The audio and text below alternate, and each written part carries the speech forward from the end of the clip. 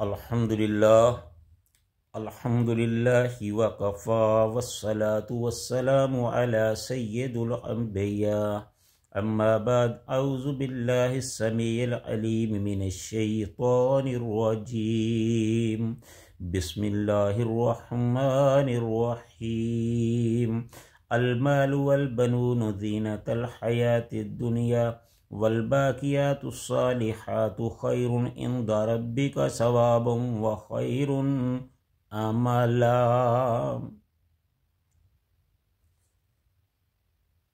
अल मालु वल बनून,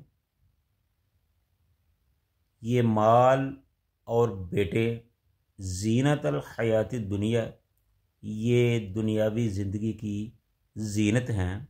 वल बाकियातुस सालिहातु, और बाकी रहने वाले अमाले सालिह हैं। खैरुन इंदा रब्बिका सवाबन, और यही अल्लाह के नज़दीक सवाब का बायस है। व खैरुन अमला, और यही अल्लाह के नज़दीक नेकी की उम्मीद है। हर किस्म की हम्दो सना अल्लाह ताला की ज़ात वाला सफ़ात के लिए, जो सारे जहानों का खालिक व मालिक और परवरदिगार है। और लाखों करोड़ों दरूद सलाम इमामुल अंबिया, इमामुल हरमैन, ख्वाजा बद्रुल हुनैन, सैयदुस सकलैन, जद्दुल हसन वल हुसैन, शफ़ीउल मुज़निबीन, रहमतुल लिल आलमीन,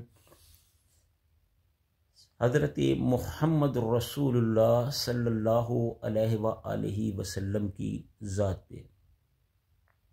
तो नाज़रीन, ये जो मैंने आपके सामने आयत तलावत की है, ये सूरह कहफ की 46 नंबर आयत है।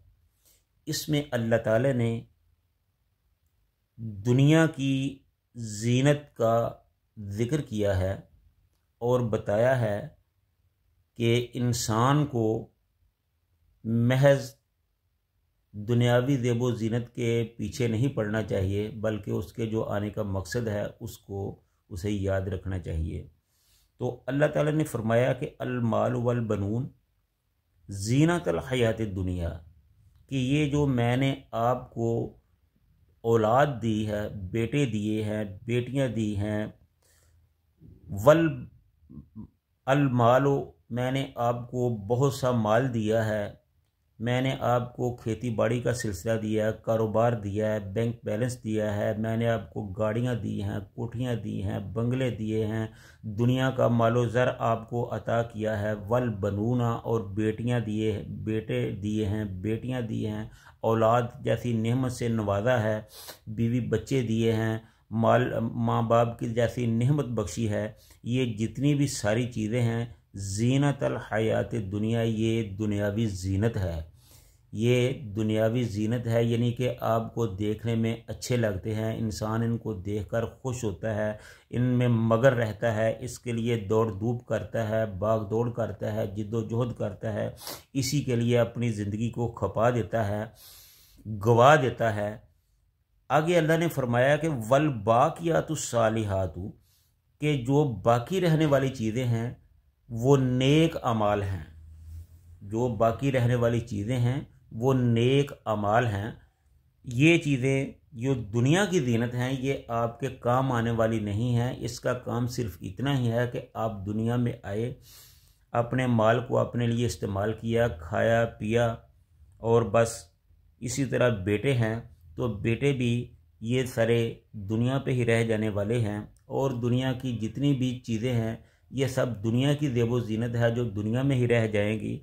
और आपको उन चीज़ों की ज़रूरत है जो आखिरत में आपका साथ दे, जो बाकी रहने वाली है, जो आपके बाद भी बाकी रहेंगी। और वो क्या है? वल बाकियातुस सालिहात, सालिहात कहा गया है यानी नेक अमाल को, जिसमें शरीयत के मुताबिक बताए हुए नेक अमाल हैं, जिनमें नमाज, रोज़ा, हज, ज़कात वगैरह हैं। ये सारी चीज़ें नेक अमाल हैं, ये बाकी रहने वाली हैं। एक तो वो चीज़ें हैं जो इंसान ख़ुद अपने ज़िंदगी में नेक अमाल करता है, जो उनके फ़राइज़ में शामिल है, यानी वही कि नमाज पढ़नी है, ये आपके लिए आखिरत में फ़ायदेमंद है। रोज़ा रखना है, ये आपके लिए आखिरत में फ़ायदेमंद है, ये बाइस सवाब है। इसी तरह हज है, ज़कात है, कुर्बानी है, ये सारी चीज़ें हैं। फिर उसके अलावा सदक़ात व खैरात है, बेवगान का ख्याल है, यतीमों का ख्याल रखना है, अपने मुआशरे में दत्कारे हुए गरीब लोगों का ख्याल रखना है, रास्तों का ख्याल रखना है। ये सारी चीज़ें जो है ये आखिरत में रहने वाली है। और कुछ चीज़ें ऐसी हैं कि जो इंसान इस दुनिया में करता है और उसके लिए सदका जारिया बन जाता है। मसलन वो मस्जिद है, अगर मस्जिद बना देंगे तो अल्लाह ताला फरमाता है कि जो आदमी दुनिया में मस्जिद बनाएगा मैं उसका जन्नत में घर बना दूंगा। फिर जो रास्ते में कहीं पानी का इंतज़ाम करता है वो उसके लिए सदका जारिया है। कोई रास्ते का इंतज़ाम कर जाता है तो वो उसके लिए सदका जारिया है। जो उसकी नेक औलाद है वो उसके लिए सदका जारिया, जब वो उसकी औलाद उसके लिए दुआ करती है तो उसको फ़ायदा पहुंचता है। तो ये सारी चीज़ें हैं जो इंसान के काम आने वाली है। खैरुन इंदा रब्बे का सवाबन, और ये जो बाक़ियातुस सालिहात है यही चीज़ें हैं जो आपके रब के पास बतौर सवाब है, जिनका आपको सवाब मिलता रहता है। व खैरुन अमला, और इन चीज़ों से आप अच्छाई की उम्मीद रख सकते हैं। ये चीज़ें इंसान को आपको ये चीज़ें फ़ायदा देगी, ये भलाई का बायस हैं। क्योंकि दुनिया तो मिट जाएगी, ख़त्म होने वाली है, और आखिर जो है वो हमेशा बाकी रहने वाली है। दुनिया की मिसाल तो ऐसे ही है जैसे कलम को आप किसी पानी में डुबोएं, बर्तन में डुबोएं, बाहर निकालो और एक कतरा उसके साथ आ जाए। ये दुनिया की ज़िंदगी है। और जो आखिरत की ज़िंदगी है वो लामहदूद है, उसका कोई हद्दो हिसाब नहीं है। तो इसलिए हमें इस दुनिया पर नज़र रखने की बजाय आखिरत पर नज़र रखनी चाहिए।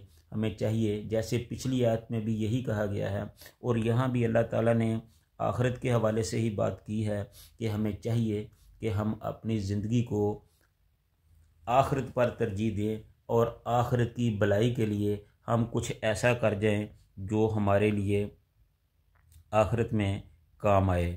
जैसा कि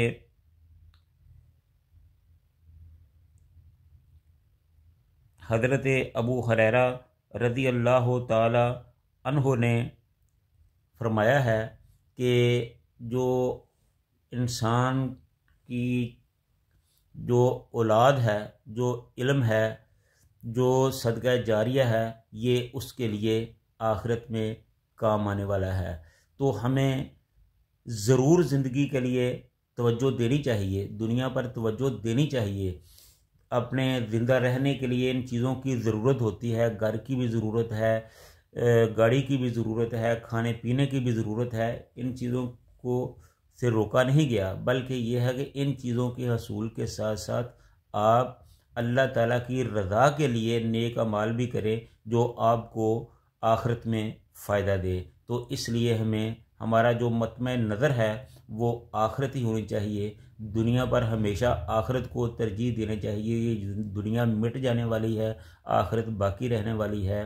तो इसलिए आखिरत को तरजीह देनी चाहिए। अल्लाह ताला से दुआ है कि हमारी ज़िंदगियों को आखिरत की ज़िंदगी के लिए बनाए।